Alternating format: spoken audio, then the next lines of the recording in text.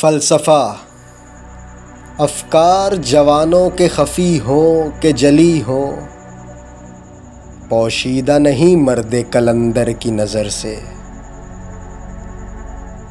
मालूम है मुझको तेरे अहवाल कि मैं भी मुद्दत हुई गुज़रा था इसी राह गुज़र से।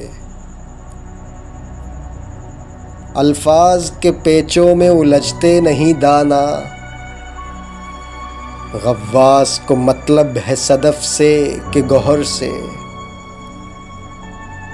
पैदा है फ़कत हल्का-ए अरबाब जुनू में, वो अक्ल के पा जाती है शोले को शरर से।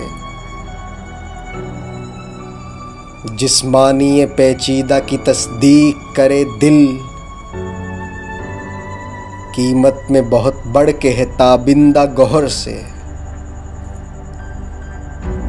या मुर्दा है या नज़ा की हालत में गिरफ्तार, जो फ़लसफ़ा लिखा न गया खून जिगर से।